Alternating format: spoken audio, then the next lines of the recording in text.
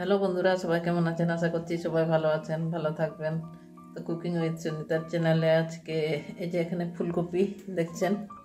এই ফুলকপি এমনি তো তরকারি করে খাই, তো আজকে আমি এই ফুলকপি ভাজবো। তো দেখতে থাকুন কিভাবে আমি ভাজা করব, সেটাই দেখাবো আর কি।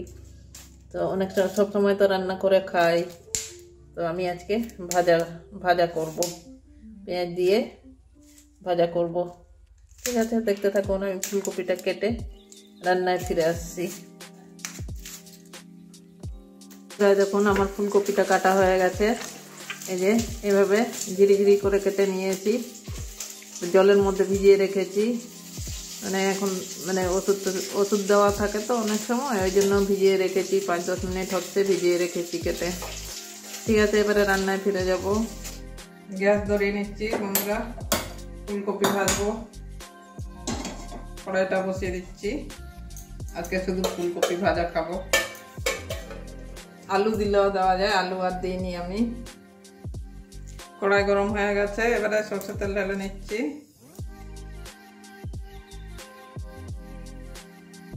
ফুলকপি তো একটু তেল টানে, বেশি করেই তেল দিলাম। আর গোটা ফুলকপিটা নিয়েছি। এবারে তেলটা গরম হতে দেবো। তেল গরম হয়ে গেছে, ফোড়নে 2টো শুকনো লঙ্কা দিয়ে দিচ্ছি, কালো জিরে দিয়ে দিচ্ছি,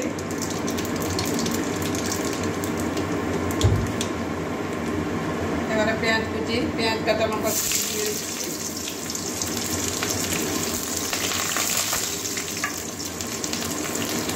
পেঁয়াজটা ভেজে নেব।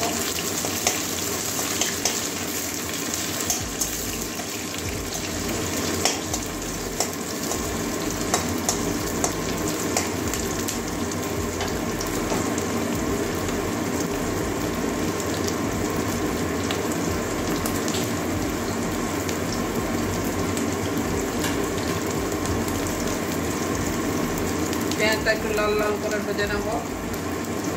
পেঁয়াজ ভাজা হয়ে গেছে, এবারে ধুয়ে রাখা ফুলকপিটা দিয়ে দেবো।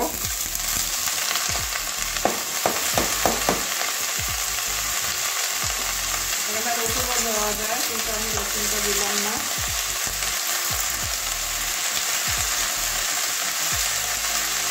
এইভাবে একবার ভাজা করে খাবেন, খেতে ভালো লাগে। পরিমাণ মতো নুন দিয়ে দিচ্ছি।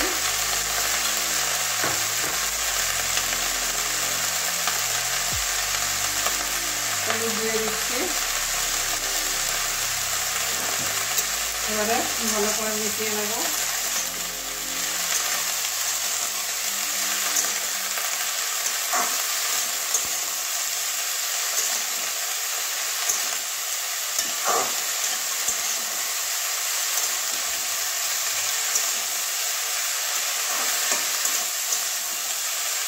এবারে জল দেবো না, জল ছাড়বে, জল ছাড়বে, ওই জল দিয়ে আর একদম মিডিয়াম আঁচে রান্না করবো। মাঝখানে ঢাকা দিয়ে, এবারে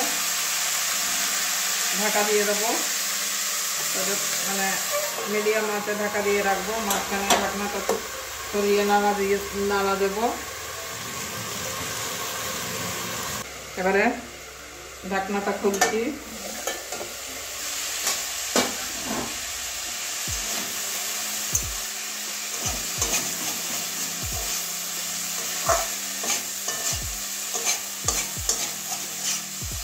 মাঝখানে একবার নাড়িয়েও দিয়েছিলাম, তো এখনো আরেকটু ভাজবো। যদিও সিদ্ধ হয়েছে, যে সিদ্ধ হয়ে গেছে যদিও।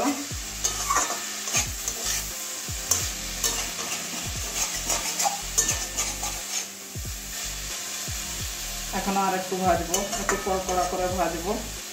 আবারও ঢাকা দিয়ে দেবো।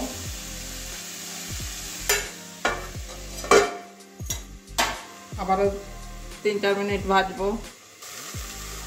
আবারও ঢাকনা খুলে নেব, আরও একবার নাড়িয়ে দেবো।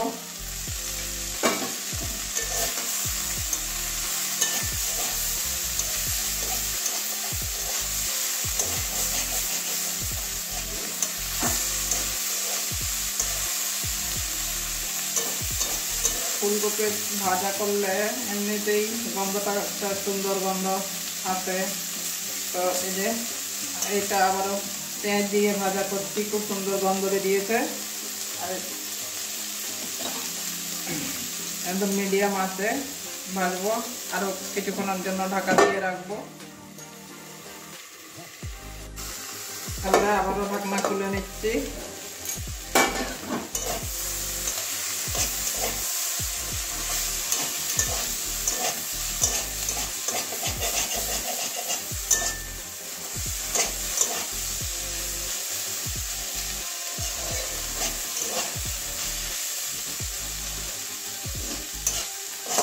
এবারে ভাজা হয়ে গেছে আমার ফুলকপি ভাজা কমপ্লিট। এই দেখুন একদম মানে সিদ্ধ হয়ে গেছে, আর বেশি ভাজবো না, এর বেশি আবার ইয়ে করলে লেগে যাবে। তো এবারে নামিয়ে নেব।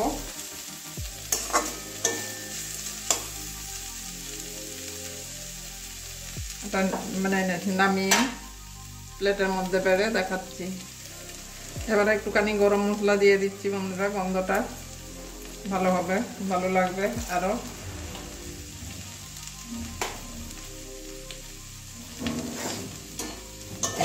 মিশিয়ে নেব গরম মশলাটা।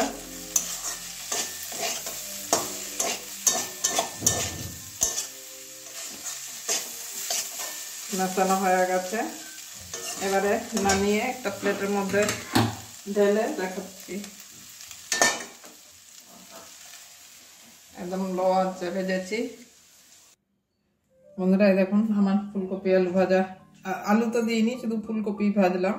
আলু দিয়েও ভাজা করা যায়। তো কেমন হয়েছে অবশ্যই কমেন্ট করবেন। খুন্তি দিয়েই নিচ্ছি, খেতে কিন্তু খুবই ভালো লাগে।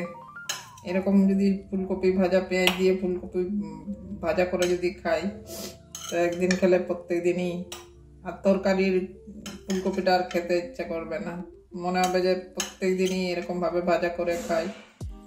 এমনিতে মানে কিছুই লাগে না, পেঁয়াজ কাঁচা লঙ্কা নুন হলুদ এই দিয়েই একটা ভালো সুন্দর মানে খাওয়া হয়ে যায় আর কি।